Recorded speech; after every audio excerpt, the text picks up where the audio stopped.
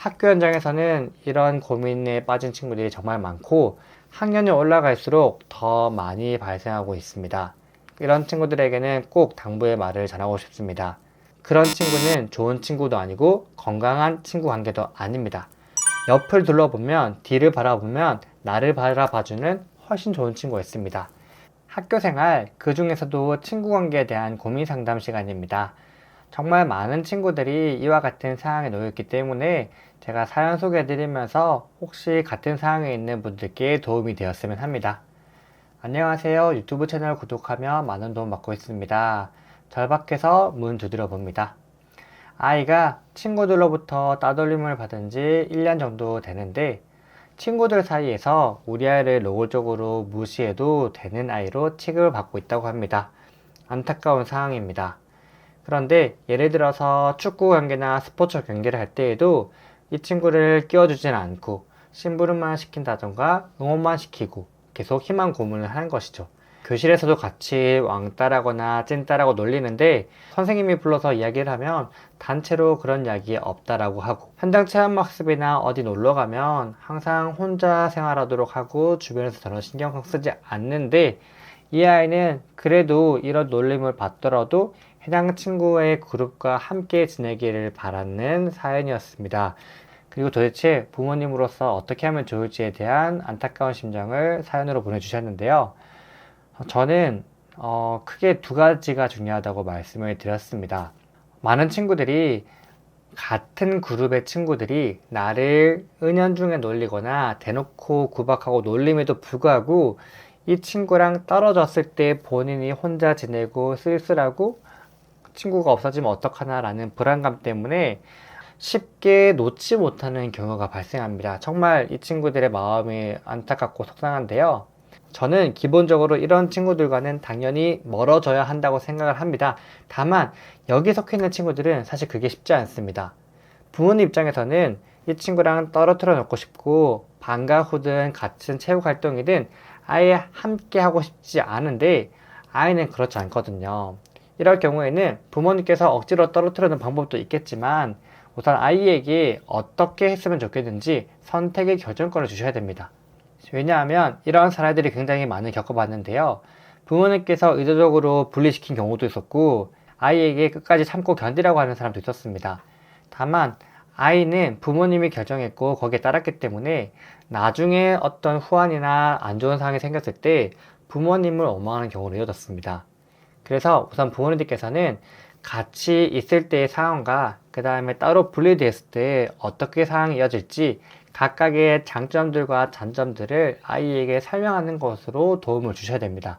그리고 가급적이면 저는 분리해서 아이가 다른 방법으로 학교 생활하고 친구 관계에 맞는 것을 찾아주는 것을 권장하는 편입니다. 그 상황이 되었을 때 놓일 사항들을 아이가 안다면 실제 그 상황이 오더라도 조금씩 극복하거나 새로운 친구를 찾을 수 있습니다. 지금 건강하지도 않은 이 친구 관계를 본인 혼자 지키고 있는 것이 결국 아이에게는 도움되지 않고 시간이 지난다고 해서 긍정적으로 바뀔이라는 보장은 결코 없습니다. 이 친구들은 그 심정을 교묘하게 이용하고 계속 놀리고 나쁜 데 활용하고 있는 것이니까 단호하게 이 마음을 알려주시는 것이 좋을 것 같습니다. 그리고 두 번째로 담임 선생님께 이런 부분에 대해서 이야기를 해야 하나요? 아니면 어떻게 해야 되나요? 아이들이 상담을 했는데 그런 적이 없었다라고 하셨는데 우선 상담을 신청하셔야 되고 무조건 이 사항을 알려주셔야 됩니다. 지금 1년 정도 이런 과거의 경력도 있었고 작년 담임 선생님께서 반 배정에 고려까지 해주셨다면 친구 관계에서 불편함이 있었고 학교에서도 많은 친구들이 알고 있을 겁니다. 그럼 담임 선생님께 반드시 얘기해주고 피해에 관한 이야기를 언급해 주시는 것이 가장 효율적인 방법입니다. 과거에 1년 동안 놀리고 피해를 받은 경험도 있고 지금도 체육활동이나 체험학습 갔을 때 자꾸 따돌리려는 이런 경우가 나타나잖아요. 그럼 우리 아이가 피해를 본 것이 맞고 학교 생활에서 힘든 것도 맞습니다. 그럼 담임 선생님께도 이 사실을 알려야 되는데 그런데 상담을 했음에도 불구하고 별다른 해결 방법이나 과정이 보이지 않는다. 그 친구들이 우리 아이에게 하는 행동들이 거의 똑같다. 담임 선생님의 지도가 크게 달라진 것 같지 않다라고 생각이 드신다면 전 학교 폭력에 대한 언급을 하는 것이 좋다라고 봅니다. 친구 관계에서도 명확한 불편함과 피해를 겪고 있잖아요. 그렇다면 이런 상황인 것을 부모님이 인지했다, 학교에 알려야 됩니다.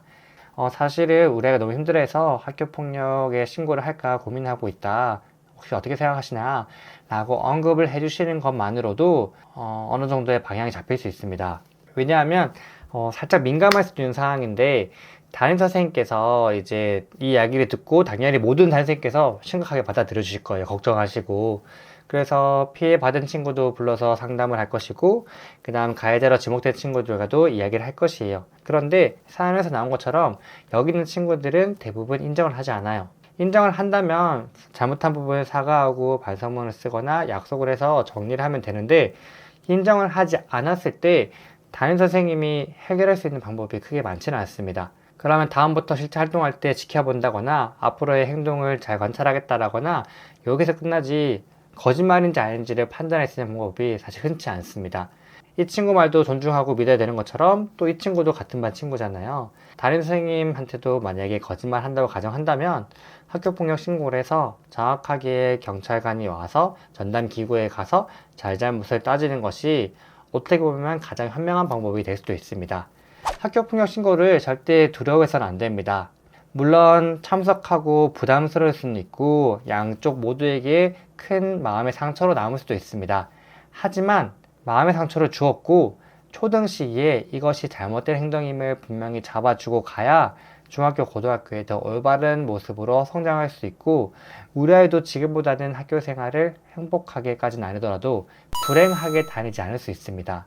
그 마음으로 정확하게 사안을 조사할 수 있도록 학교폭력 신고를 해주신다면 상황 파악도 저대로 될 수 있고 아이들도 거짓 없이 진행을 할 수 있습니다. 그런데 부모님께서 이런 것들을 하지 않고 1년만 참으라, 2년만 참았다 졸업하자라고 하면 아이는 아무런 해결도 되지 않고 학교 가서 힘들고 방과 활동에서도 힘들고 계속 자신만 자꾸 갉아내고 있기 때문에 앞으로 어떤 어려움이 있더라도 부모님이나 선생님께 도움 요청하지 않을 거예요.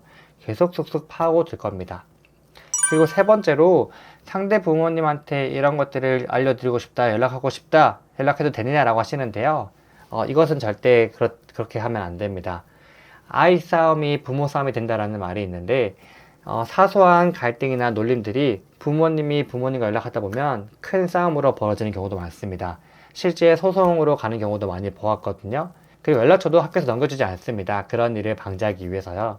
만약에 이 사건에 대해서 우리 가정은 이렇게 힘든데 상대 부모님은 이 상황에 대해서 모른다라고 생각하시면 이 또한 담임 선생님을 통해서 전달을 하거나 학교폭력 신고를 통해서 상대 부모님께 이 상황을 파악할 수 있도록 해주시는 것이 가장 좋습니다. 다이렉트가 아니라 간접적으로나마 정확하게 알릴 수 있는 방법이 있습니다. 그러니 정말 우리 아이를 위해서라면 이 상황을 심각하게 할 수 있도록 담임 선생님이나 학교에 알리는 방법, 이것을 해주셔야 됩니다. 그리고 이전에 앞서서 우리 아이가 학교 생활에 더 이상 불행하지 않도록 이 친구 관계에서 계속 얽매인다면 그 불편함을 견뎌낼 수 있는지, 그것을 견뎌낼 수 없거나 정말 그냥 끊어내고 싶다면 단호하게 끊어내고 새로운 친구를 찾거나 새로운 동아리 활동을 하는 것이 가장 좋다라는 것을 아이에게도 장단점을 알려주고 옳은 방향으로 될 수 있도록, 원하는 방향으로 될 수 있도록 꼭 마음 편히 들어주시면 좋겠습니다. 무엇보다 학교 현장에서는 이런 고민에 빠진 친구들이 정말 많고 학년이 올라갈수록 더 많이 발생하고 있습니다. 그런데 이런 친구들에게는 꼭 당부의 말을 전하고 싶습니다. 그런 친구는 좋은 친구도 아니고 건강한 친구 관계도 아닙니다. 옆을 둘러보면, 뒤를 바라보면 나를 바라봐주는 훨씬 좋은 친구가 있습니다. 그 친구와 행복하게 새롭게 학교 생활하고 교실 생활하는 것이 나에게도, 새로운 친구에게도, 우리 가족에게도 모두에게 좋고 행복한 학교 생활로 이어질 수 있습니다. 여러분들은 친구와 만나면 신나고 재밌어야 되고 학교 생활은 행복해야 됩니다. 꼭 그렇게 되기를 바라겠습니다. 그리고 사연 보내주신 분도 지금은 어느 정도 해결이 잘 되고 있다고 연락받았는데요. 혹시라도 더 어려운 부분이나 해결 안 된 부분이 있으면 저한테 언제든 문의 주시면 친절히 답글 남기도록 하겠습니다. 행복하시길 바랍니다. 네, 사연은 인스타 DM이나 카페에서 받고 있으니까 혹시 많이 걱정되시는 분들, 궁금한 사항들은 연락 남겨주시면 좋겠습니다. 그럼 저는 또 다음 사연에서 인사드리겠습니다. 안녕히 계세요.